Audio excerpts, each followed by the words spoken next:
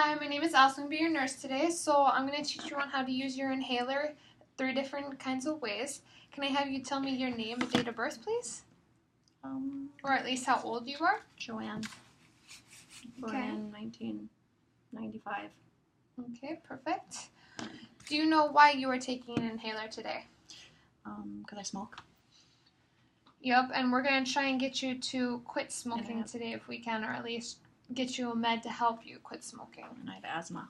Yep, and your smoking is kind of making your asthma worse. I don't want to quit smoking though. Which is, well, we're going to talk to your provider and hopefully get you something to help you quit smoking.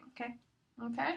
So your provider prescribed using a Symbicort, which is 2 medications in one. Cool. So the first med is a bronchodilator, so it's going to open up your lungs and help you breathe. The second part of the medication is a steroid. It has a anti-inflammatory effect, so it's going to decrease the inflammation in your lungs, which is going to help you breathe again. So if I smoke, then I can just use that. Nope. You want to avoid smoking when you're using an inhaler. Opening your bronchioles too much is just going to be detrimental, and it's not really going to help you. Because doing an overuse of this can cause dependence and intolerance as well. Okay, because it does have a steroid, which can cause more harm if you use it over and over and over again. Okay? So, certain side effects that you want to watch out for is headaches, fast heart rate, so it feels like you're just kind of jittery, like your heart rate can't slow down, and then also irritability. You're also going to have some hoarseness when using this as well. Other reactions, a major reaction that you want to look out for is anaphylaxis, which is an allergic reaction.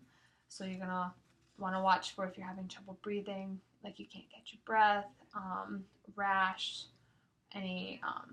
just feeling like you can't get enough air in. Then you're going to want to notify your healthcare provider immediately and go into ER, okay? That's how I feel when I have like a whole pack of cigarettes at night and I drink a bottle of vodka. Yep, that will happen.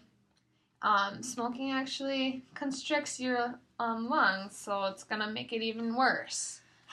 Okay? So we're going to get into how to use your inhalers. There's 3 different kind of methods that we're going to talk about. The first one is an open mouth method. So the first 3 steps you're always going to do with your inhaler no matter what. Shake it. Squeeze once to prime it. Remove the cap. This goes into our first step here, which is the open mouth method. So I'm going to have you put 2 finger breaths or 2 fingers in front of your mouth. Hold the inhaler. Take a deep practice breath. Exhale.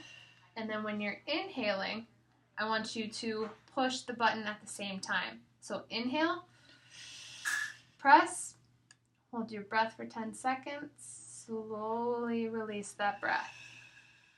Oh, that gives me a rush. It's going to be a while. It's going to take some getting used to, but you want to really hold that 10 seconds in to get that medication into your body and into your lungs there. It's hard to hold my breath. It's almost like I should quit smoking. It's going to help. Good. It helps. Quit smoking is going to make it easier for you to breathe. And then your second thing that I want you to do afterwards is wash your mouth out with water. That's going to help you prevent getting thrush, which is a fungal infection. Gross. It's not very pleasant. So we're going to move on to our second step here, or another way that you can use your inhaler. Same steps. Shake. Prime. Now this is the closed mouth one. So you're still going to hold it like you always do. Take your practice breath. Put your mouth around the end.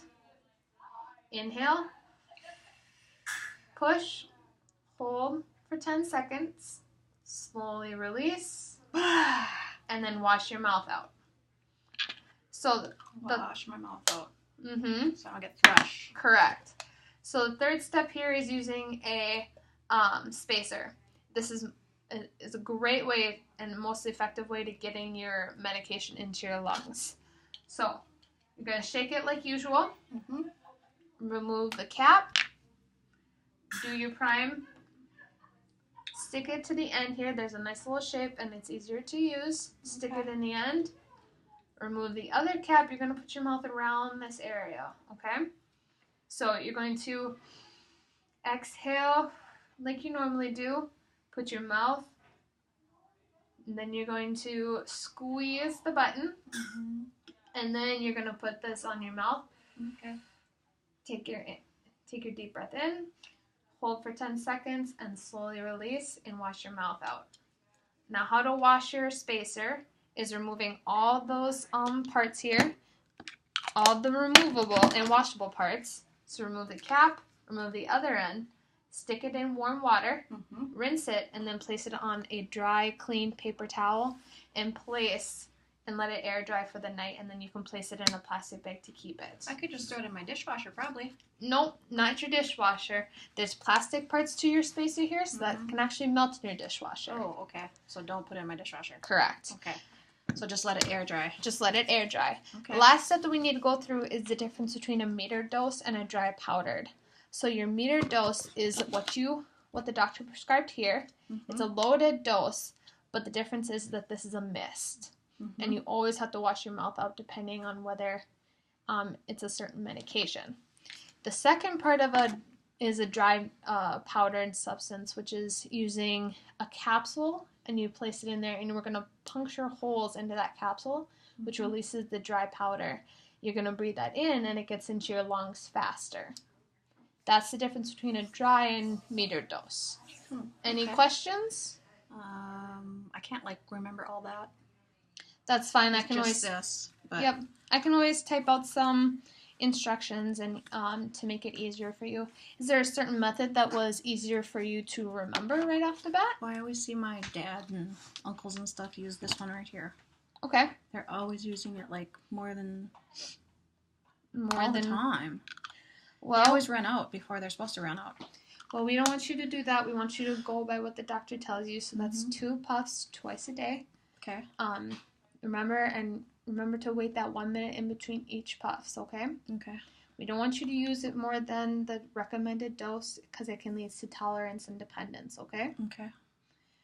So if you have any more questions, and if you do decide to switch to a spacer here, you can always pick that up at your pharmacy. Okay. It's a great way, and with the 2 previous doses, the open and the closed mouth, that you have to do simultaneously.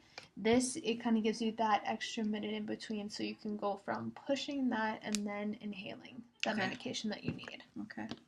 So this one, I don't have to push at the same time as inhaling it? Correct. And this works better for people? More effective, and it's a lot easier to I'd probably do one of these then. Okay, so then you can just pick one of those up from your pharmacy. Okay, but I have to get this from the pharmacist. Yep. Okay. How will I know when I run out? So usually it will tell you that's about 200 puffs here in this, and always check your expiration date as well. So this expires in 2020. It has about 200 puffs in here. You can kind of verify with your pharmacy when your next dose or when your next inhaler would typically go around what date, or certain ones usually have how many puffs you have left. So just keep an eye on if you have that on your inhaler. Okay? I think it's about time for a smoke for me. That was a lot to take in. Okay, and then we will also talk to your doctor about maybe getting you into using some gum or using the patch to help quit smoking. Okay? I probably should do it. Yep. It would be helpful for your asthma. It would be. I'd probably feel a lot better. Yep, you would. Okay. Any questions? Oh, Okay. looks good.